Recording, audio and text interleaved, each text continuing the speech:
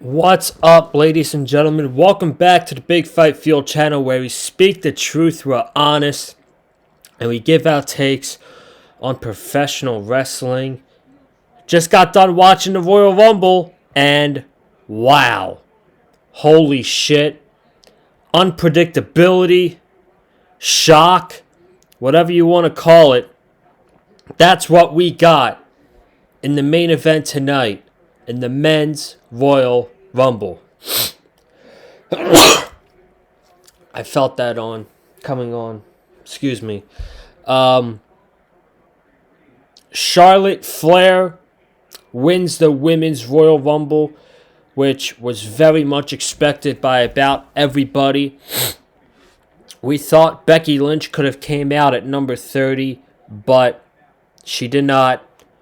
And they wasted number 30 on Nikki Bella. And we'll get to that in a little bit. So Charlotte wins.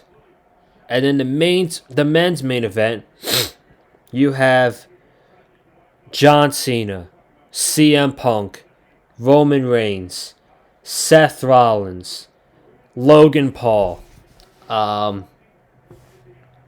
Knight. You have all these big names. And everybody thought it's either going to be Punk, Cena, or Reigns. That's going to be the final three. We got a final three that absolutely nobody expected with John Cena, Jey Uso, and Logan Paul. But we got a winner that absolutely nobody predicted. Jey Uso is going to WrestleMania. You see the sign right there. It's going to be there for a couple months. We're on the road. Yes, I do have that sign in the background now. Yes, Jey Uso is going to WrestleMania. And he already... let me see if I can find it. But apparently he cut a promo on the WWE. He said, I bet y'all ain't see that coming. There's another thing coming you gonna see coming through, Oos. Me main eventing WrestleMania and becoming the new World Heavyweight Champion. So, Jey Uso had a segment Monday night on Raw where he basically was like, I'm entering the Royal Rumble. I know I lost to Gunther. I needed the support. And he said, I know I can beat Gunther. And that's when he declared himself for the Royal Rumble. So the story is between him and Gunther. And eventually, this is going to lead to Jey Uso winning the World Heavyweight Championship at WrestleMania. So, WWE, we let that story under the rug. We're like, okay, Gunther, he beat Jey Uso. We move on. Nope. That's a legit long-term story with Jey Uso and Gunther that is going to be played out, which, whether or not that main event's WrestleMania, I have no idea. Maybe on night one. But Jey Uso against Gunther is not your night 2 WrestleMania main event. No chance. But I am seeing a 50-50 reaction online. Some people love Jey Uso, and some people don't like Jey Uso because he's not that good of a wrestler. I totally disagree with that statement, but some people are saying that. Here's what I'm going to say. Was there better choices than Jey Uso to win this match? Yes. Am I upset that Jey Uso won this match? Absolutely not. Jey Uso is probably the most over guy in the WWE right now, and Jey Uso is a top merch seller in the WWE. He absolutely deserves this. He has been well over for about a year now. I would say this whole Yeet thing started during the feud with Jimmy. This basically, the whole Yeet movement started last year, this time last year, and it's been consistently over, and he's only gotten himself more over than ever before. I mean, the entrances are must see for Jey Uso. It is. And now, this guy is going to get a world championship match at WrestleMania. He might as well come out on Monday night and say, I won Gunther at WrestleMania, because that's the story. It's not Jey and Cody. It's Jey and Gunther. But the match itself, the men's Royal Rumble match itself, that was the best Royal Rumble match for the men since 2020, the year Drew McIntyre won it in Houston, Texas. That was the best Royal Rumble match. The most... It was such star-studded. It's like you have Cena coming out, and then you have CM Punk coming out, and then you have Rollins coming out, and it's like it only keeps getting better. And the beginning was good.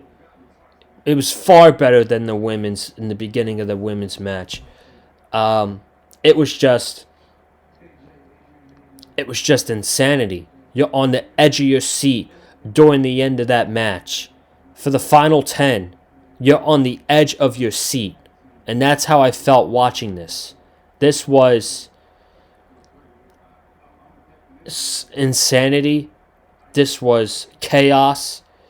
And it ended in unpredictability. So this ended up being a great Royal Rumble match.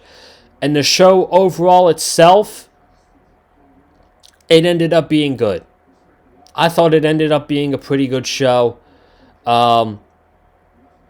We got Cody and Kevin for the WWE Championship, which might have been the best non-Royal Rumble match at a Royal Rumble pay-per-view since Bryan Danielson and Bray Wyatt in 2020 in their strap match. This match was exactly what I wanted it to be. It was bloody and it was violent. It was a very violent ladder match. Kevin Owens was bleeding, and the match was awesome. So we'll get into everything here. I thank you guys so much for joining me here tonight. This was going to be quite the night here on the channel with everything going on, Royal Rumble. As you see in the background, we're on the road to WrestleMania. So it's going to be a fun couple months here on the Big Fight Field channel. And be sure to subscribe, man. You're going to want to be subscribed to the Big Fight Field channel. So without further ado, I would say let's get into this show. So before we get into that, I had this off the top of my mind, and I wanted to get it off before I forgot about it. The biggest negative thing of the whole night wasn't even it wasn't even anything involved in the actual show itself. It was the amount of time, ad breaks, showing legends in the crowd, showing the Superstore, showing video packages in between matches, playing video packages for Elimination Chamber, playing video packages for WrestleMania. The time in between matches was horrible, ridiculous. It's like the end of the women's Royal Rumble match happened, and they had about commercials for 4 minutes. Then they showed legends in the crowd. They showed like The Godfather. They showed Kurt Angle. I don't even remember who else they showed. And then right after that, they showed the Superstore for like 2 minutes and recapping everything that's happened there. And then they play a long-ass video package for Motor City Machine Guns against DIY. So from the end of the Women's Royal Rumble match to the beginning of the Tag Team title match was about 20 minutes. That's insane.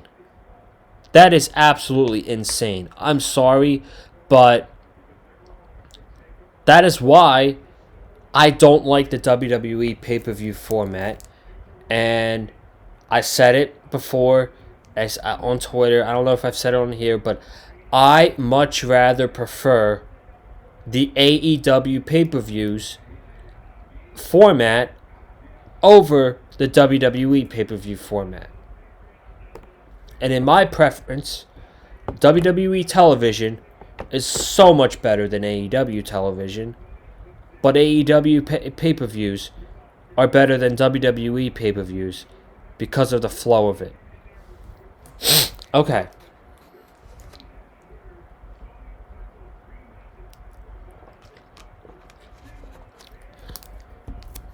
Now let's get into the Royal Rumble show. We had the Women's Royal Rumble open up the show. And we had Io Sky come out as number 1. Liv Morgan came out at number 2. Roxanne Perez came out at number 3. And I said on the channel, what a way to introduce her to the main roster audience by making her the Iron Woman in the Royal Rumble match. Guess who's the Iron Woman in the Royal Rumble match tonight? Roxanne Perez. So I said something that WWE needed to do, and WWE executed on that. Roxanne Perez was awesome in this Royal Rumble match. We had a couple NXT entrances, as I just mentioned. We had Roxanne Perez. We had Lash Legend, who I thought was pretty good in that match. Jada Parker from NXT. We also had Stephanie Vaquer, who's challenging for the North American Championship at Vengeance Day.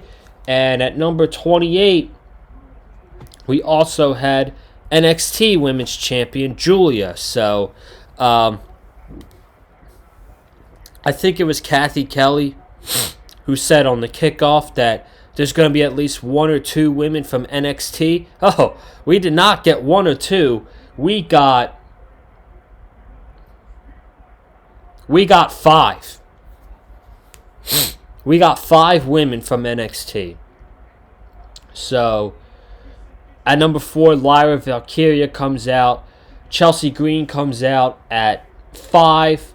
Number 6 was B-Fab. And she was the first woman eliminated in this match by Chelsea Green. Ivy Nile came in at 7, who later on eliminated the Intercontinental Champion, Lyra Valkyria. So I guess they're setting up Ivy and Lyra for the IC title, probably on an episode of Raw. Zoe Stark came out at 8. Lash Legend came out at 9. I thought she looked impressive. She has got so much better in that ring. It is really cool to see. Bianca Belair came out at 10. Shayna Baszler came out at 11. Bayley came out at 12. Sonya Deville at 13. For a good portion of the match, it felt really slow. And you see the Pure Fusion Collective under Triple H is one of the worst things that Triple H has ever done. I don't understand the point of this faction. Everybody's so bored of them.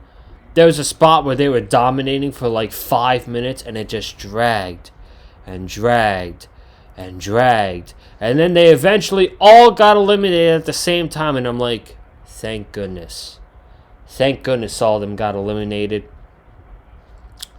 Maxine Dupree eliminated Ivy Nile. And they're making Ivy out to be this big challenger for Lyra, but then they're making Maxine look like a nobody, and her character is, she sucks. and she can't wrestle and all this, and she goes in there and she pulls off pretty good moves, and she eliminates the number one contender for the Intercontinental Championship. Naomi came in at 15. Jada Parker came out at 16. Piper Niven came out at 17. There's a spot where she accidentally eliminated Chelsea Green, and Chelsea was furious at Piper. Natalya came out at 18. Our first non-NXT surprise was Jordynne Grace. Crowd popped big. Jordan was getting some spots in. And the spot of the match was Jordan hitting the Death Valley driver onto Piper Niven. But then later, Jordynne Grace was eliminated from Julia. So I was convinced that the final two was going to be Charlotte Flair and Jordynne Grace, where Charlotte would win. But Jordan was eliminated by Julia. So that has me wondering, is Jordynne Grace going straight up to the main roster, or is she going to be in NXT for a little bit? I don't know. If she is in NXT, the NXT women's division is unbelievably loaded with Julia, Stephanie Vaquer, Roxanne Perez, Lash Legend, Jada Parker. There's Lola Vice on there. Fallon Henley's the North American champion. There's a lot of talented women. And that is a very much stacked division. And the main thing that they're trying to get over on NXT is how good the women's division is. So I don't know. They might be getting Jordynne Grace now. Mi Chin came out at 20. And 21 was Alexa Bliss. Alexa Bliss got a huge pop, and she still came out with that fucking doll. So I guess she's going to be Spooky Alexa. She had two ponytails on the side. She brung out her doll. They plugged Alexa Bliss merch with the doll on it, and I'm like, awesome. So yeah, she hasn't been back since, or she hasn't been with the WWE since January 2023. There were reports that WWE and Alexa Bliss had conflict in contract obligations, and apparently that's false because she got paid and she got a huge pop tonight, and if she didn't get paid, she wouldn't have been in this match. So yeah, she is locked up long term probably with WWE. She did end up getting eliminated by Raquel Rodriguez, I think. I have no idea, but anyway, Zelina Vega came out at 22. Candice LeRae came out at 23. Stephanie Vaquer came out at 24. And difference is, they heard Stephanie Vaquer's music, or not the music, but they showed her name on the graphic, and it got a pop. So she got a decent sized pop, but I mean, with some of these ladies, some of the music that they were hearing, like, people had no idea who Lash Legend was, or they had no idea who B-Fab was, and they heard music like Jada Parker. Jada Parker came out, and I'm sitting there, I'm like, who's this? And I'm like, oh shit, that's Jada Parker. Like, every year, and it's not necessarily for the men, but every year during the Women's Royal Rumble match, we'll hear music that we've never heard of before or that we don't remember. And it's like, it exposes how bad WWE theme music really is. So I'm sitting there and I'm like, who the fuck is this? And it was Jada Parker. But I'm backtracking. Trish Stratus came out at 25, so that was a surprise. That was a good surprise. Raquel Rodriguez at 26. Charlotte Flair at 27. She took her sweet old time to the ring. Julia came out at 28, and they did not know who this woman was. They had no idea who she was. She held up the NXT Championship, no pop whatsoever. Nia Jax came in at 29. She ended up with the most eliminations in the match. And now, number 30. I'm like, this has got to be Becky Lynch. It's got to be Becky at 30, right? A lot of people even saying AJ Lee. CM Punk fooled us on that one. Number 30 was Nikki Bella. And I'm like, what a waste of number 30. They wasted number 30 on a returning legend who nobody thought was going to win. So they wasted number 30. There was a spot where Nia Jax took out like 5 women at the same time. So we're down to 6 here. Charlotte, Bayley, Julia, Roxanne, Nia Jax, and I believe Nikki Bella. Yes. So Charlotte, Bayley, Nikki Bella, Nia Jax, Julia, and Roxanne Perez. Okay? Julia gets eliminated first. I think she got eliminated from Nia Jax.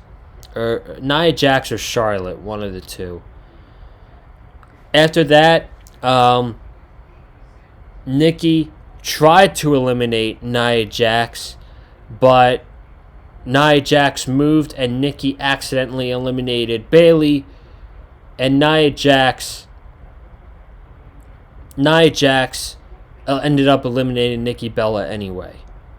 So we're down to 3, and it's Nia Jax, Charlotte, and Roxanne Perez from NXT. And I'm like, all 3 of these are heels. I was sitting there cheering for Roxanne to win this match. So Charlotte and Nia going at it. Roxanne tries to interfere, and she gets tossed. And Charlotte eliminates Nia Jax, and Roxanne's on the the ring apron, and Roxanne tries to hit a scissor onto Charlotte, but Charlotte just picks up her feet and tosses her over the top rope, and Charlotte Flair's going to WrestleMania.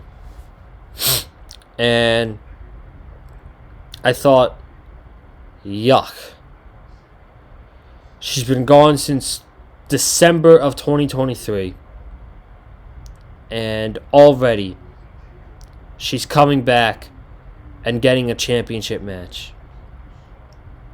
And the rumor is that she's getting a heavy push during WrestleMania season, and there could be gold coming her way sooner rather than later. So, R.I.P. Tiffany Stratton's reign as champion, because it seems like that's coming to an end at WrestleMania.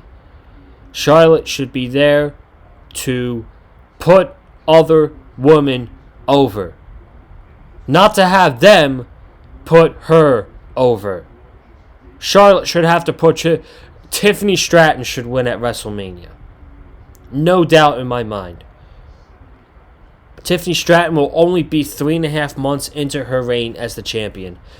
And not the big titles, they don't only just have to change at WrestleMania. She could drop the title later on to somebody else who actually needs to be the champion. But in all honesty, Tiffany Stratton should beat Charlotte Flair at WrestleMania. Is that going to happen? It doesn't sound like it, unfortunately. So Charlotte, she points to the sign. She's going to WrestleMania. And the match was fine. It was okay. Obviously wasn't thrilled by Charlotte Flair winning. The surprises were good in this match. But, I don't know, the beginning was very boring. And then when Jordynne Grace came in, it got better. But, it was okay. It was an okay match. And Charlotte won. Pissed me off, but I'm not surprised. So we basically had an intermission. 20-minute intermission. Before the next match, which was Motor City Machine Guns and DIY in a 2 out of 3 falls match for the tag team titles. And these poor fuckers got put in the calm down spot of the show. And someone had to be in it. It was unfortunately these 4 men. They worked really hard to try to get the crowd into this match. But ultimately, they were set up to fail. With being put in this position, they worked really hard to try to get the crowd into the match. It didn't work. The only time the crowd got into it was at the end with the finish, which the finish and the way Michael Cole explained it on commentary was so fucking dumb. I was it was mind-boggling. And then how short the match was. I can't remember a time of how short a 2 out of 3 falls match has been. So DIY get the first fall after Ciampa fake tags in Johnny Gargano. Gargano runs in the ring. The ref tells him he's not legal. Gargano knows he's not legal. He shoves Sabin into a jumping knee from Ciampa. And that's how DIY gets the first fall. So that was very clever. Then the second fall goes to Motor City. And they hit Skull and Bones on Gargano. And they tie things up 1-1. So, this is the finish. This is the finish, okay? The referee, the Machine Guns are going for Skull and Bones again to win the titles. The referee is distracted by a man in a black hoodie, which looks to be Montez Ford. And then Angelo Dawkins hit Sabin or Shelley, I can't remember which one it was. He hit one of them with a crutch over the back. And DIY, they hit their finisher and retain the titles. So after DIY celebrating, they realize what's going on. They see the Street Profits. So they try to bolt out of the ring. And behind them is Angelo Dawkins. And so he's beating the crap out of DIY. And Montez Ford gets into the thick of things. And they lay out DIY. And they hold up the tag team titles. So, Michael Cole's explanation for this was so fucking dumb. His explanation was,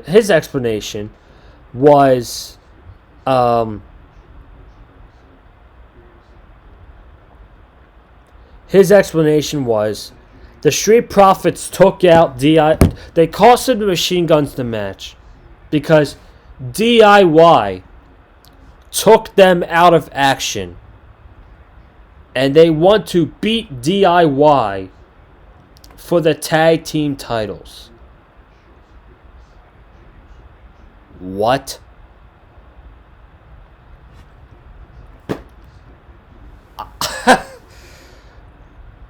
What difference does it make if they beat DIY or if they beat the Motor City Machine Guns? Like, I thought from this, I'm like, okay, they attack the Machine Guns, they're going heel. Great. They need new direction anyway. But then they attack DIY. The crowd doesn't know whether to boo them or cheer them, so they cheer them when their music hits. And I'm sitting there, I'm like, how stupid of an explanation Michael Cole gave. And Michael Cole's explanation to all this, it confused me more than it left me with more questions than it did answers. Let's just say that. So, where does this thing go in the future? No idea. No idea. So, okay. After this, we had Kevin Owens and Cody. Perfect. We had Kevin Owens and Cody. Kevin Owens wore a shirt that says the Canadian son of a security system technician. Love it. And they're fighting in the aisleway. And one of the first moves of the match, Kevin Owens he power slams Cody onto the ladder rim in between each leg. So that hurt. Then they are fighting in the crowd. You see the scar on Cody's back from that ladder shot, from the power slam onto the ladder. He takes a fan's water and he throws it into Kevin Owens' face. Kevin Owens takes the camera and he slams the camera into Cody Rhodes' head. That was clever. They then brung in the little ladder. And the crowd started chanting, "We want tables," during a fucking ladder match. How casual can you get more than chanting, "We want tables," in a ladder match? Regardless, Kevin Owens is beating Cody Rhodes senselessly with this little ladder. He's throwing it at him. He's throwing it over his head. Kevin Owens starts climbing the little ladder. And then he gets down. And he stomps on Cody Rhodes more. And then he's like, "Get this fucking ladder out of here." And throws it to the outside. But thankfully, Cody brings in the little ladder. And starts slamming it onto Kevin Owens. He throws the ladder at him. And the crowd loves it because it's the little ladder. So then,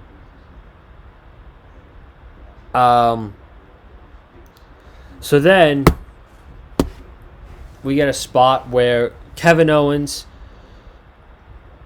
gets a back body drop onto the top edge of the ladder. Where you stand on top of the ladder, that's where Cody gave Kevin a back body drop. So Kevin Owens hates his back. But then also, Cody Rhodes hates his back. They're on the top rope, and they have a ladder bridge in between the ladder and the rope. And it looks like Cody's going to hit a suplex, but Kevin reverses it to a fisherman buster off the top rope, and Cody goes bouncing onto the ladder. Like, literally bounces off the ladder like a basketball. And at this point, agents, Nick Aldis, they come out to check on Cody and Kevin Owens. And who comes out but Sami Zayn to check on his best friend, Kevin Owens. And he's checking on him. And Kevin gets up and he's clearing the table with a ladder in the way. There's a ladder bridge from the ring canvas to the announcer's table. And Kevin gets Cody up there to hit the package pile driver onto Cody. But Cody reverses it, and instead he goes and he bounces Kevin Owens' head off the announce table a bunch of times.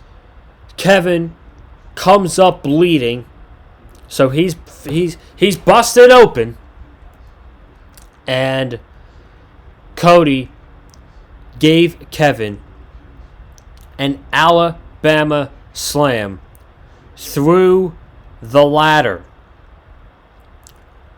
folded him like a pretzel, climbed the ladder, and grabbed both titles. This was awesome. This was an awesome ladder match between Cody and Kevin, who delivered a good feud for the most part, but this was a great end to the long feud that started after Bad Blood and ended here tonight at the Royal Rumble. And now we can move on.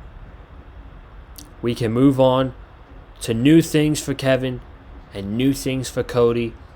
But I do think the story coming out of this is when Kevin got hit with the Alabama slam by Cody, Sami was checking on Kevin while Cody was climbing the ladder.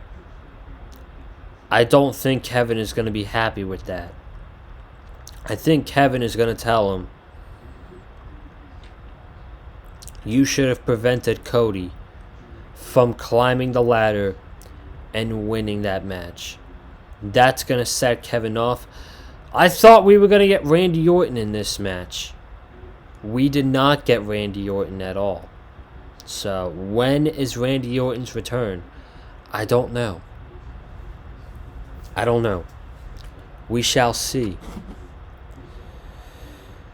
They do a plug for Elimination Chamber, March 1st, at the Rogers Center in Toronto, home of the Toronto Blue Jays. That's going to be another 50,000 capacity sellout.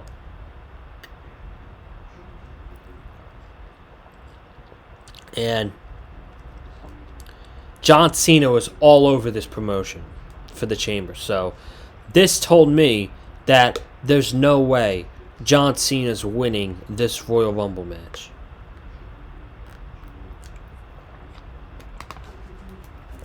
So now it is time to talk about the Royal Rumble match. And we start off hot.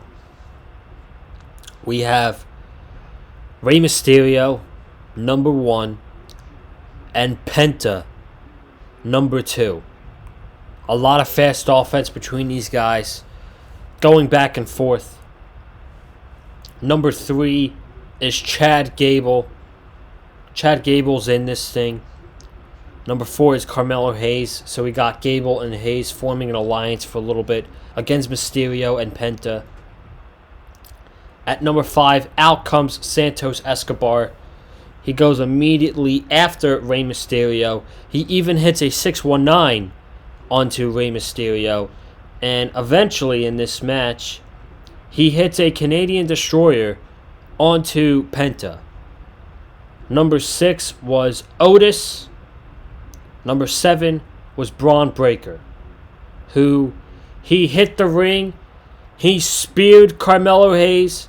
He threw Carmelo Hayes out of the Royal Rumble. So, Carmelo Hayes was the first person out.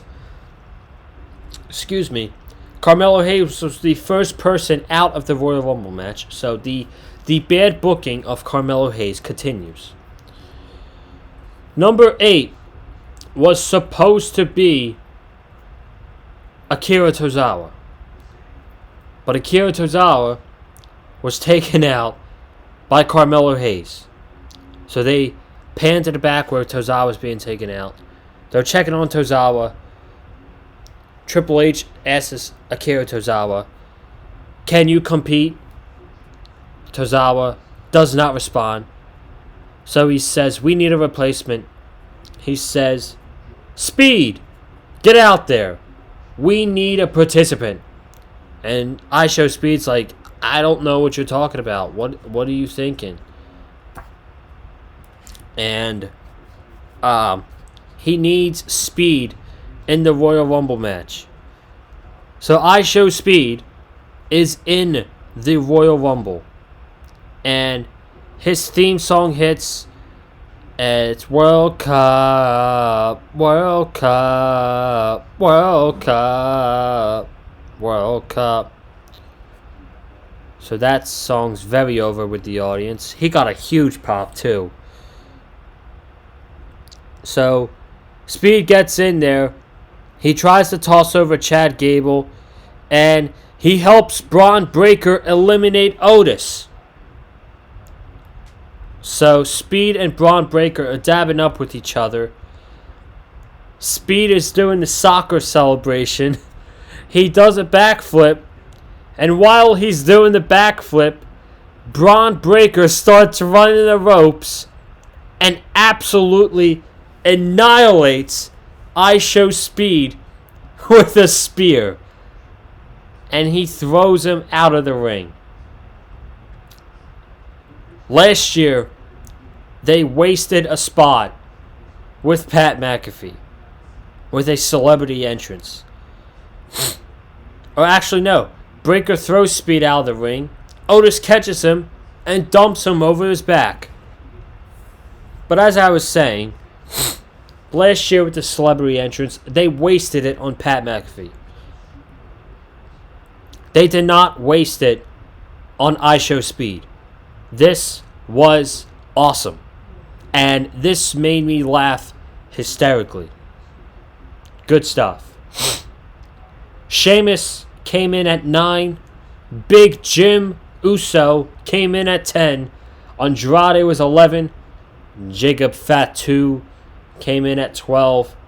Ludwig Kaiser came in at 13. And was eliminated very quickly by Penta. And they've been teasing a match between Ludwig Kaiser and Penta on Raw. And it seems like it could be happening sooner rather than later.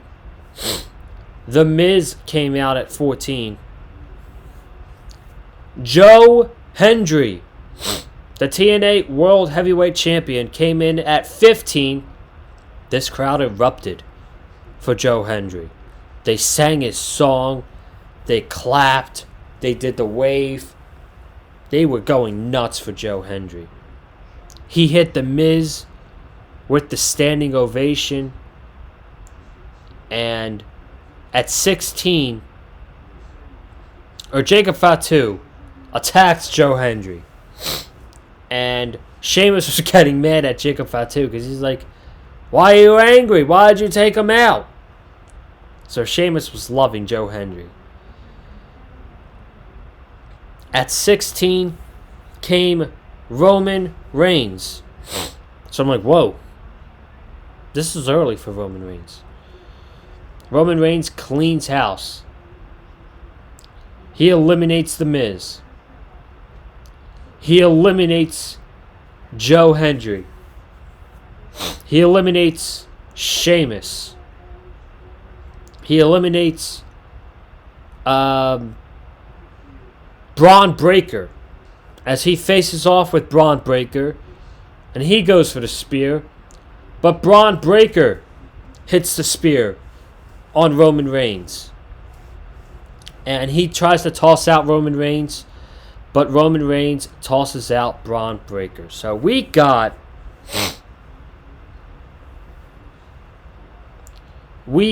a lot of face-offs in this match. We got a face-off between Penta and Jacob Fatu. We got a face-off between Jacob Fatu and Braun Breaker. We got a face-off between Braun Breaker and Roman Reigns. So I'm like, man, I'm loving this. We're halfway through the match.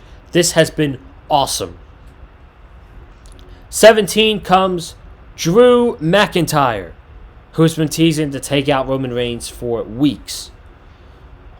18 was Finn Balor, who actually ended up eliminating Penta.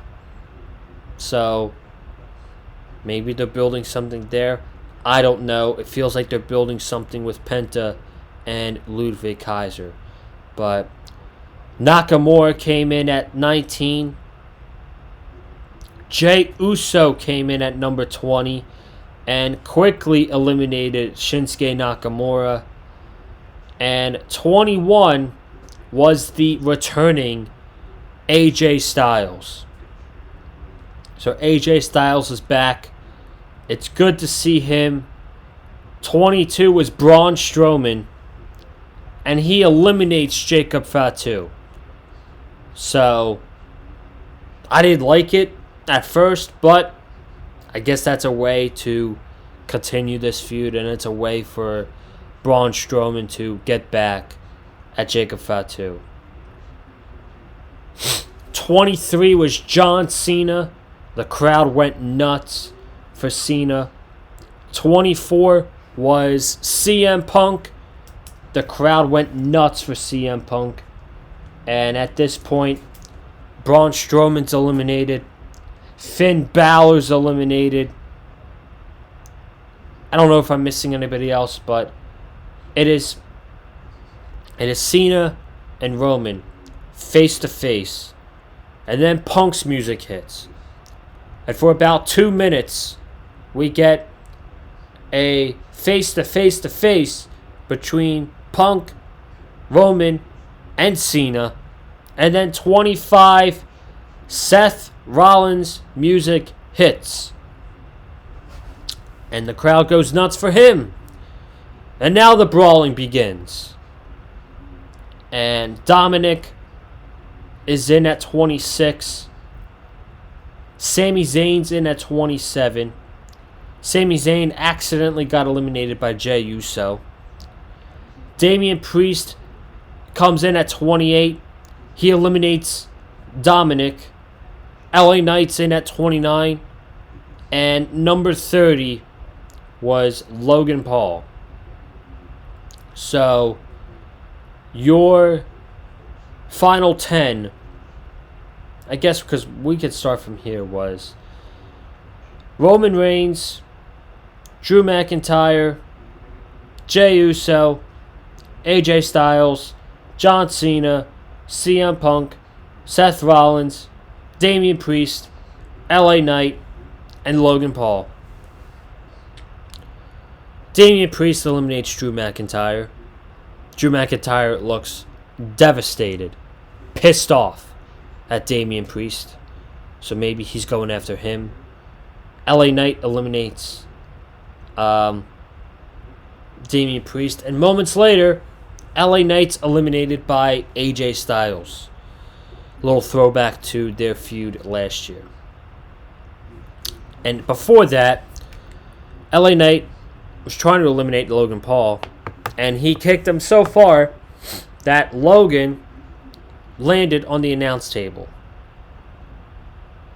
And Logan was able to jump onto the steps in time for AJ Styles to try to hit a phenomenal forearm, Logan Paul to stop him, and Logan Paul eliminated AJ Styles. And at this point, we get a Seth Rollins, Roman Reigns, face to face. And they're going at it. And they're fighting each other Seth's trying to eliminate Roman. I'm like, no way.